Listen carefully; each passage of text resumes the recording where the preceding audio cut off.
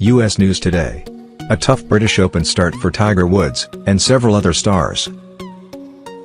Portrush, Northern Ireland. It had been a rough start for Tiger Woods at this British Open, and as he was putting on the 8th hole for what might have been his first birdie on Thursday, a rainbow appeared over the Atlantic Ocean.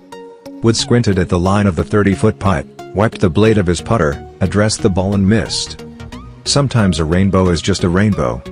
"I didn't do much out there today," Woods said later. "I hit a lot of missed shots, they were all left. Wasn't hitting it solid. Everything was off the heel. Just trying to scrape it around."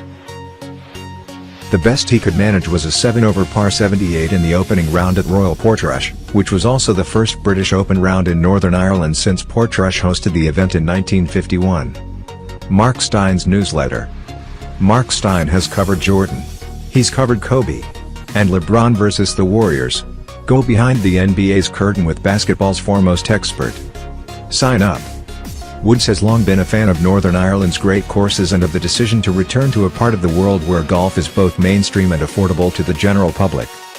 But as much as Woods wanted to honor the occasion and generate the same kind of communion with the public that he did while winning the Masters in April, his 43-year-old body and Portrush's unforgiving layout would not allow it. Woods had 6 bogeys, 1 double bogey and just 1 birdie, which came late in the round on the 15th hole, in which he celebrated a bit facetiously by raising both arms.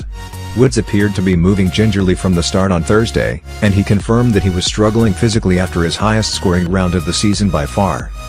Woods had spinal fusion surgery in 2017 after a series of other operations to address disc problems. "I'm sore," he said. "Just the way it is. Just father time and some procedures I've had over the time, just the way it's going to be. One of the reasons why I'm playing less tournaments this year is that I can hopefully prolong my career and be out here for a little bit longer." This is only Woods' 4th event since his emotional victory at the Masters, his first major win in nearly 11 years. He missed the cut at the PGA Championship, finished in a tie for 9th at the Memorial Tournament and then tied for 21st at the United States Open. He appears well on his way to missing another cut here, a year after making an inspired run at the British Open at Carnoustie. Woods ended up in a tie for 6th then, which must have seemed like a distant memory as he headed off for treatment after the difficult round at Portrush. "That's about all I can do, and hopefully the body responds," said Woods, whose worst British Open round came in his prime, a 10/81 at Muirfield in 2002. "I'm going to have days like this and have got to fight through it. And I fought through it."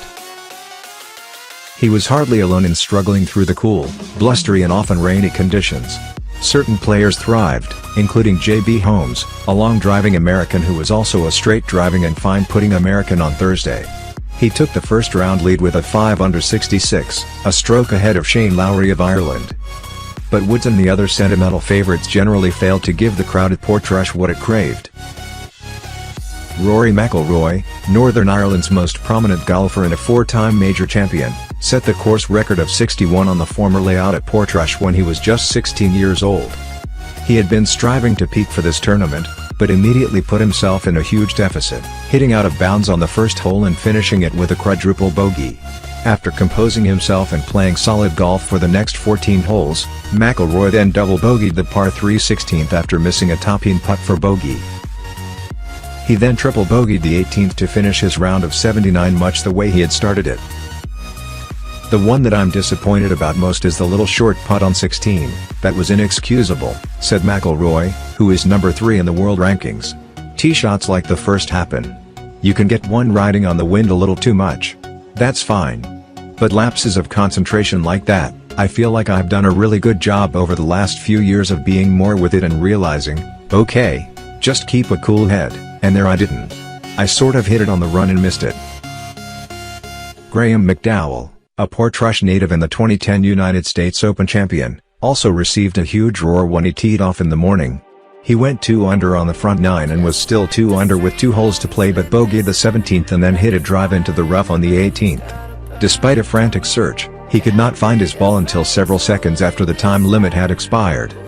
McDowell had to return to the 18th tee in a cart, with his head in his hands for part of the journey, to hit another drive. He ended up with a triple bogey 7 and a 2-over par round of 73. "It's a cruel sport," McDowell said. I got on the first tee this morning and literally had a tear in my eye, and then I had a tear on my eye on the last hole there for a different reason. McDowell and McIlroy were two of the Northern Irish golfers whose major success in lobbying helped convince the British Open organisers that the time was finally right to return to Portrush.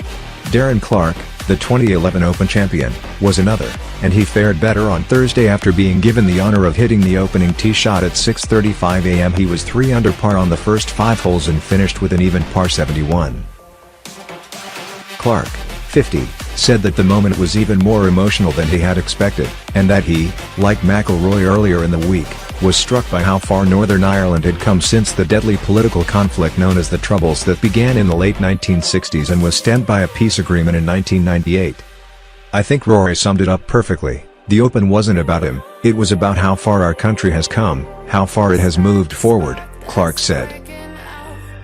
The British Open is the most significant global sporting event to be staged in Northern Ireland, but it appears nearly certain that golf's biggest global star will not be winning it. "If I am at home and have school pickup and soccer practices, I'm a lot more sore than I am now," said Woods, a father of 2 children. "But playing at this elite level is a completely different deal. You've got to be spot on. These guys are too good. There are too many guys that are playing well, and I'm just not one of them."